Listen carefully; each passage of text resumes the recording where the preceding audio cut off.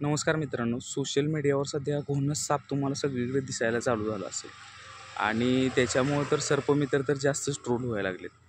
त्यांना ते वाचवतात, त्यांना ते मारून टाकत नाहीत म्हणून.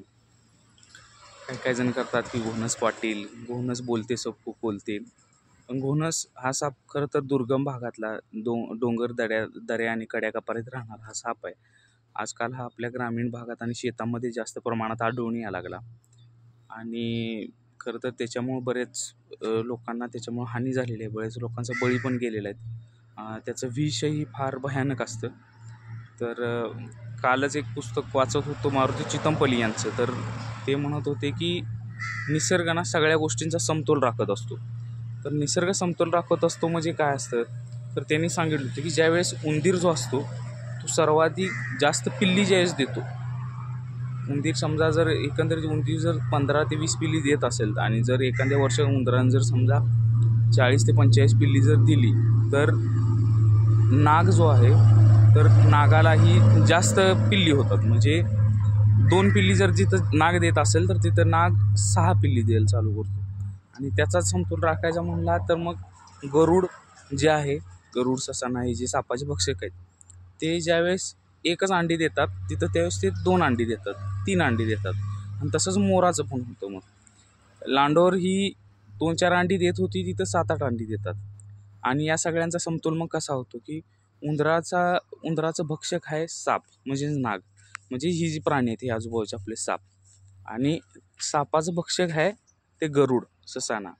आणि या सगळ्याचं परत नाग या सगळ्यांचा भक्षक आहे मोर.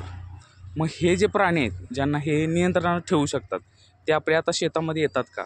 मोर आता तुम्हाला पाहायला मिळते का तुमच्या शेतामध्ये जास्त प्रमाणात?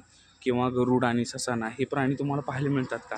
खरं पाहायला गेला तर जंगल तोड आणि इतर निसर्गाचं हानीकरण जे चाललेलं आहे, सगळीकडे रस्त्याचं कामं चाललेली आहेत म्हणा, हे कामं चाललेली आहेत, त्यामुळं या पुराच्या पाण्यातनं म्हणा किंवा ह्याच्यातून हे जे साप आहेत हे साप आता आपल्या शेतीकडे वळलेलं आणि शेतामध्ये आता आपल्याला मोर येत नाहीत किंवा हे जे पक्षी आहेत, आपण जी रासायनिक खतं वापरली किंवा हे जे आपण आधुनिकीकरण चाललं आहे याच्यामुळं त्यांना जी पोषक ज्या गोष्टी लागत होते त्या गोष्टी आता आपल्या निसर्गामध्ये फार कमी होत चाललेले आहे. त्यामुळे ते शेतीमध्ये जे आपण रासायनिक खतांचा वापर भरमसाठ केलेला आहे त्यामुळे हे पक्षी आणि प्राणी आजकाल आपल्या शेतीकडे वळत नाहीत. आणि एकंदरीत याच्यामुळं काय व्हायला, ज्या गोष्टी नियंत्रणात व्हायला पाहिजे होत्या त्या गोष्टी आता नियंत्रणात होत नाहीत, एवढंच.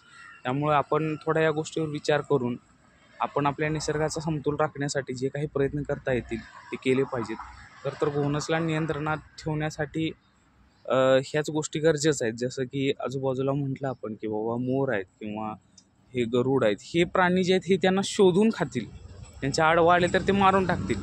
आपण स्वतः मारलं तर मग तो गुन्हा ठरेल, नाही का? पण समजा प्राण्यांनीच प्राण्यांना मारलं तर ती सायकल होईल आणि तो गुन्हा समजला जाणार नाही. सोशल मीडियावर तर लोक म्हणतात की जिथं दिसेल तिथं मारा, पण ते आपण मारलं ना, आपण तो व्हिडिओ टाकला तर मग तो सगळीकडे व्हायरल होतो आणि आपण गुन्हा केला असं होतं. पण बघायला गेलं तर आपल्या आजूबाजूला जे पक्षी होतं, प्राणी होतं, की जसे की मोर म्हणा किंवा इतर गरुड म्हणा, हे म्हणा, हे आजकाल आकाशात उडताना पण दिसत नाहीत. आणि आजूबाजूला दिसलेच तर ते फार कमी प्रमाणात दिसतात, कारण की आपण तसं केलंच, आपण तसं वागलो निसर्गाशी, आपण आपला निसर्गाचा समतोल ठेवला नाही आणि तसं आपण वागलो नाही. यावर विचार करणं फार गरजेचं आहे आणि निसर्गाचा समतोल कसा राखता येईल याचा आपण प्रयत्न केला पाहिजे. बाकी झाडे लावा, झाडे जगवा. धन्यवाद.